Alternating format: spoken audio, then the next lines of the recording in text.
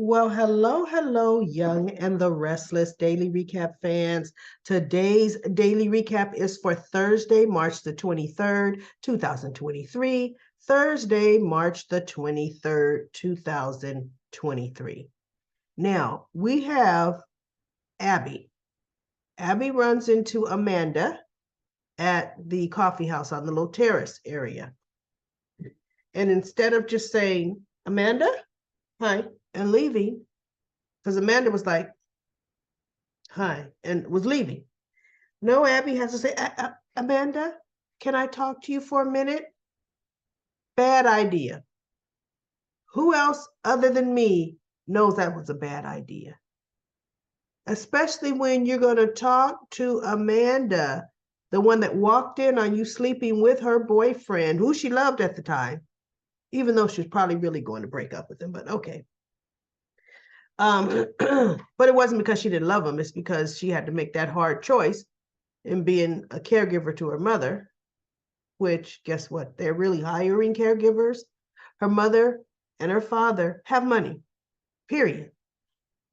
They can have the best 24-hour RNs in that house. But anyway, we need the two lawyers to do it. I can understand wanting to be close, to your mother, but you're not the true caregiver. So anyway, Amanda's like, what about? And she goes to talk about, please don't, what you're doing, you know how much this company means to Devon, and you know how much it meant to him. And she goes on, and Amanda's like, you know what, Abby, I was hired to do a job, and I'm going to do that job to the best of my ability, period. But I mean, period, Abby, you know? And so Amanda pretty much cut it short. Like, I have nothing to say to you. And you know what? She said, don't speak to me ever again. And Abby's just standing there with her cup of coffee, like, oh, wow, is that how that went?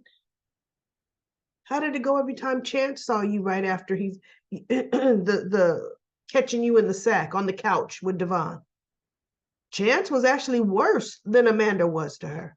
So she should have expected that and expected that conversation to go nowhere because she shouldn't have been the one having it, period. Because look, hearing from the other woman, that would have made me dig my heels in even more, right? So, so anyway, we have Jack. He pisses me off so bad. Tucker comes knocking on the door. Ashley answered it, and she looks at him, and he has his little mask on up. He goes, guess who? And she goes, oh my gosh, I have no idea.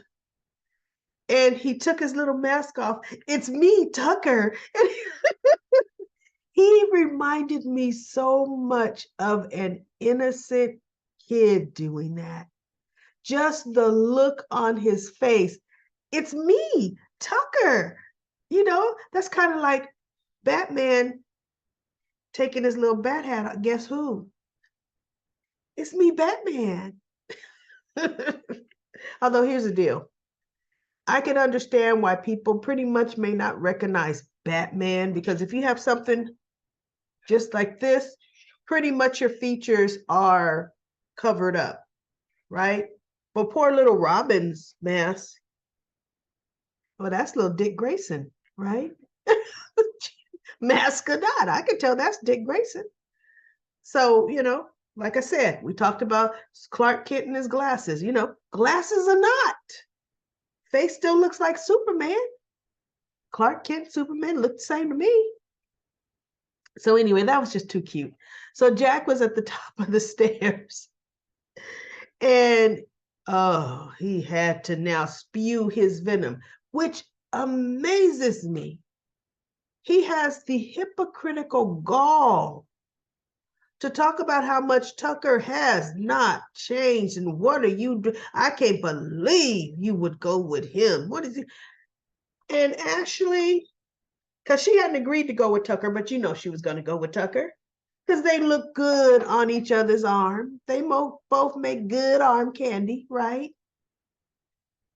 Plus, she gets to flirt with him. Who else she gonna flirt with? You know, we have Victor Newman trying to give her every which way to go over Tucker. You know, oh, that's later when they get to the get to the gala. But anyway, so Ashley pretty much looks at him after Jack does his deal at the top of the stairs with his disapprovingness. Ashley treated Jack just like he treated her. Why, I would be happy to go to the gala with you. Looks at her brother and peace out. Right? And Jack's like, no, Jack. Like I said, Diane has done way worse than Tucker has to people. So shut up, Jack. You know, then him and Diane were still bent on, heck bent on announcing their engagement at the gala. They were going to make that whole event about themselves, right? So we had Jill and Lily. They still hadn't gotten ready and they're still at society. And Lily saying, Jill, I need to know what caused you to change your mind? Because Diane point blank said, did Victor Newman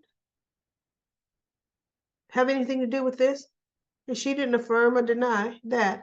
And Lily says, I need to know because you were adamant, Jill.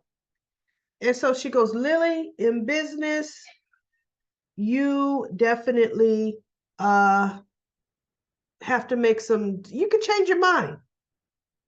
I changed my mind. Something better's come along. Gonna go in another direction.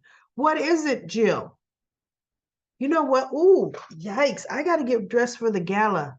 We'll talk later. Jill just, like, I ain't telling you. I got to get a buy-in from your brother first, right? So Jill left Lily sitting there. Now Lily needs to go get dressed, which we already knew. Come on, she's going to go with Daniel, right? And we've got Adam. He's in the coffee house saying, Sharon, do you have a date to the gala tonight? She goes, well, I was going to go by myself. He goes, well, why don't we go together? And she looked at him. She's like, why not? Right? So it's going to be a date. That looks good. And now we have Victoria and Adam, because she comes into the coffee house. Or actually, maybe Victoria and Adam were talking before Adam asked Sharon to be his date. And they were both sniping at each other because you know the way Victoria is, you're going to be made a fool of again. If you think dad is my father, see, it's not your father, Adams. My father is going to actually let you run McCall Unlimited, then you're delusional. You're gullible. She was just really trying to demean him. And he goes, we'll see, sister. Because what you don't seem to understand is who actually is in control of Newman Enterprises. You might have the title of you might have the title of CEO, but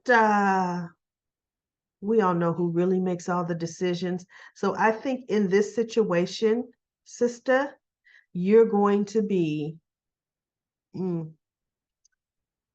disappointed. And Victoria's just looking at, because see, she honestly does not know. She doesn't know what Victor's going to do. And she's just trying to psych out Adam, right? So anyway, and I think that's when sharing came up, and that's when Adam ended up asking her to accompany him, you know. So that's going to be, you know, pretty good. At least now Adam's not going alone. He's not going to have to look at Chelsea and Billy as the dates, you know, for the gala. So let's see, anything else do we have? We have, oh, you know what interests me, everybody? what I did not get, I did not quite understand. Diane reaches in her purse because her and Jack is still, oh yeah, yeah, yeah, we're announcing it. Tonight's the night. Everybody in Genoa City's gonna know, and oh my goodness, right? See, I still got this just a little. Oh, whoa. I'm trying to go to my comment corners and because I didn't have it pulled up and then my video started. So we shall see where it's going to go. But anyway, Diane reaches in her purse, everybody, and didn't she just pull her ring out of her purse? And I thought, excuse me, I thought Phyllis took that ring. So I guess Phyllis actually what she did put it back in Diane's purse because Phyllis's purse and Diane's purse were sitting together, right? So I guess I thought Phyllis put the ring in her purse, which is why I said, why would she do that? Why would she think no one, Diane or Jack wouldn't know that she stole that ring? She was over there by her purse, but you know what? She obviously didn't take it. So we shall see what happens with that. There's not a lot, people getting ready for the ball and all that great stuff, and Victor and Nikki heading over, and the red carpet is already people, the reporters, fake reporters taking all kind of pictures and all that kind of stuff. So that's where Thursday ended. So let's go to Comment Corner. Let's see what's happening on Comment Corner. See if I can get through these comments. I think I can. Belinda says, hi, Comment Corner friend. Hope you're feeling better. At the last minute, Phyllis slipped the ring in Diane's purse. Oh, okay. I thought it was Phyllis's purse because they were both black. Abby is going to make it her busybody self to say something to Amanda. At the first chance she gets, and she sure did, So I'm sick of Jack and Diane. Jack is so blind. Can't believe Elena can't see through Audra. This isn't Elena's first rodeo, that is for sure. When Jack makes the engagement announcement public, Phyllis is going to lose her mind and blow whatever Stark is planning. If not whatever Stark's plan is, he definitely loves watching Phyllis going unhinged. So he can leave her holding the bag. He sure will. Annette says, seeing Sally, aka Scarlett, doesn't stress when Nick snuggles. Oh, she doesn't stress when Nick snuggles. I feel better. Fast, pretty lady with the hat. Oh, feel better. You know what? I am feeling better, but what I did not know, everybody, is when you have sinus issues, pressures, certain type of things going on, the one thing you don't want to do is fly. Because when that plane starts to come down and they're depressurizing that cabin, lowering the cabin pressure, I thought my head was going to explode. My ears were hurting. This one here. Oh, now you know why babies are screaming on the descent, especially because we don't know that they got little ear infections and things going on, right? Sometimes we don't find out till later. Oh my goodness. So about some little stuff, these little things right here for the plane ride home, and they helped. They did. They helped a lot. So, it'll take I got another few days, and I should be back 100% next week. I really do. And Charlotte says that's true about the purse. LaShunta says, I can't wait until Jack gets egg all over his face. Then he has the nerve to talk about Tucker, but he's with Diane. How Phyllis got the ring back because she stole it. Yeah, no. We were all we didn't see that was a switcheroo. She put it back in Diane's purse. So Diane couldn't wait to tell on Phyllis, that she was in the house. The conversation Phyllis had with Summer and told Jeremy she's in, needed to be, Devon needs to be mad. He wants his company not work for them. Lily wants to know why she stopped. Why were they? Because they were winning, and it's because Victor gave her money. And then it says, LaShanta says, but Devon offered them money. Jill is full of it. Jill still has the majority, so no Devon. Anita says, hopefully Devon still will buy Tucker's company without telling Jill or Lily. Devon should still take back Hamilton Winters from Chancellor. He can't trust Jill and Victor. Lily does not know what Jill has planned with Victor. No, she doesn't. Not at all, because guess what? You work for me, honey. You don't even have a stake in the company. Your brother does. You work for me. It's getting interesting. This is getting interesting. And Libby says, I think Amanda was looking out for Devon's interest when they did the merger. She knew he'd been promised it would stay a family company. Yes, she did. Family company does not mean go public. After that, I thought Victor's offer and asking Jill, asking Jill if she was doing the IPO for money, I also began to wonder why Jill didn't ask Devon for the infusion. I know she